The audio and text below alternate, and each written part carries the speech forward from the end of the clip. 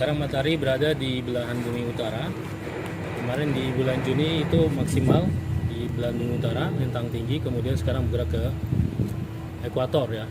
Jadi di sekitar belahan bumi utara itu sekarang lagi pemanasan sehingga daerah Sumatera bagian utara, kemudian Kalimantan, Sulawesi, juga Papua itu sekarang berawan ya.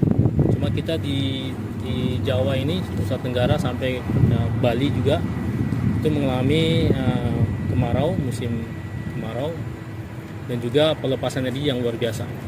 Kita mengetahui bahwasanya ketika di siang hari itu matahari mengeluarkan energi panas, gelombang pendek, itu kemudian masuk secara terus-menerus ke bumi, disimpan, kemudian di malam hari itu energinya dilepaskan melalui gelombang panjang. Tapi karena tidak ada pertumbuhan awan, nggak ada awan yang menutupi bumi, sehingga energi yang lepaskan itu loss ya, maksimal keluar ke angkasa, sehingga tidak ada pantulan energi bumi yang pantul oleh awan kembali ke bumi yang mengakibatkan panas, hangat ya, nggak ada. Nah itu yang mengakibatkan dingin. Jadi pelepasan energi di malam hari itu maksimal sehingga bumi mengalami pendinginan. Ini fenomena ini yang mengakibatkan beberapa hari ini dingin. Kemarin itu sampai 16,6 derajat Celcius, itu di luar anomali ya, karena biasanya di bulan Juli itu 18,6. Nanti di bulan Agustus biasanya 17,4 ya biasanya. Tapi ini sudah 16,6 kemarin di bulan Juli.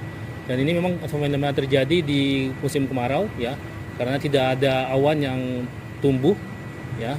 Dan sehingga pelepasan energi bumi ke luar angkasa maksimal gitu. Tidak ada yang menahan seperti awan dan kembali pantulkan ke bumi sehingga panas gitu, hangat bumi. Pak, fenomenanya mungkin Pak bisa dijelaskan, ini namanya apa tadi? Iya, kita sebut dengan CVOC, yaitu Cloud Visibility OK. Itu biasa kita gunakan di dunia penerbangan untuk visibility ke pilot ya. Jadi ketika kita mengatakan ini CVOC, itu berarti pilot mengetahui bahwasanya tidak ada awan yang terbentuk di sehingga pilot bisa mendarat dengan gampang ya, dengan enak mulus ke landasan gitu. Ini CVOC namanya. Mungkin daerah yang terdampak CVOC ini sendiri yang paling parah di mana saja? Ya, tadi bagian selatan ke Sumatera, kemudian seluruhnya Pulau Jawa, Bali, Nusa Tenggara Barat, Nusa Tenggara Timur ya. Ini semuanya.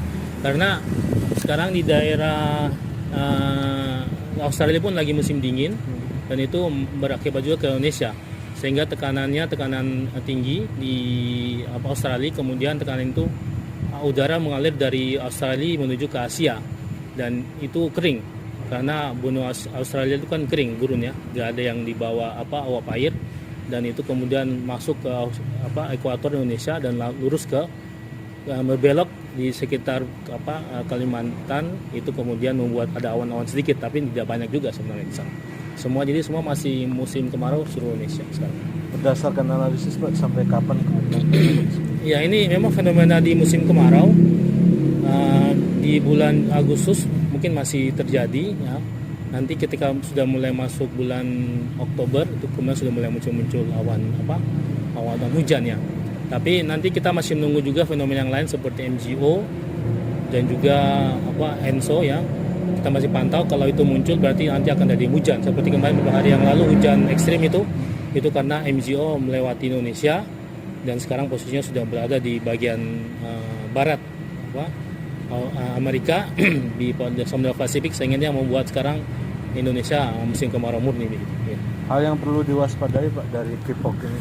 Iya, karena energi matahari masuk secara loss ke bumi, dan juga bumi mengeluarkan panas yang juga loss ke angkasa, sehingga sinar matahari itu seperti ultraviolet akan masuk secara terus-menerus tanpa hambatan, sehingga masyarakat diminta untuk antisipasi ya untuk kulitnya, mungkin menggunakan jaket atau sunblock untuk netralisir pengaruh ultraviolet itu.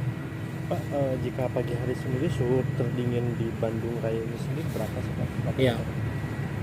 Kemarin itu 16,6 itu suhu minimum ya. Biasanya sih 18 ya, 18-19 derajat. Tapi daerah pegunungan sendiri? Iya, itu lebih lebih turun lagi ya, karena semakin naik arti kan ada pergerakan suhu yang menurun dengan ketinggian. Nanti ketika di lapisan inversi itu kemudian baru naik. Jadi menurun dulu suhunya, naik ketinggian, nanti lapisan inversi baru kemudian berbelok untuk naik sampai ke matahari. Rata-rata berapa derajat untuk pegunungan sendiri? Pegunungan itu kan kemarin di Bandung ini Cemara ini 16,6, di atas itu sekitar 16 ya, atau mungkin 15,8 masih. Pak, fenomena ini apa sering terjadi di setiap tahunnya atau emang jarang gitu? Iya, setiap tahun terjadi. Setiap tahun terjadi. Cuma karena pengaruh kehidupan masyarakat yang sudah berubah sehingga tidak se-ekstrim dulu. Dulu lebih ekstrim lagi. Dinginnya sampai luar biasa, bisa di bawah 15, 14. Tapi karena sudah masuk kendaraan, polusi segala macam, sudah berkurang. Tapi memang setiap tahun begini. Kalau beberapa hari terakhir sih bisa dibilang cukup dingin ya di Bandung ini, nggak tahu fenomena apa gitu, karena emang jarang banget gitu dinginnya, emang benar-benar dingin. Nah kemarin aja saya lihat itu di ponsel sampai 15 derajat. 15 derajat itu pagi-pagi. Pagi-pagi sama subuh lah. Ini udah kerasa berapa hari kan untuk cuaca ini kan? Udah 3 harian atau 4 hari lah kalau nggak salah. 4 hari ya, belakang ya. Ini gimana Kang untuk ngerasa beda nggak ke badan untuk cuaca dingin kayak gini dari orang? Iya jelas, karena jarang banget gitu emang. Biasanya kan emang ya anget-anget gitulah, tapi sekarang itu lebih dingin. Gitu.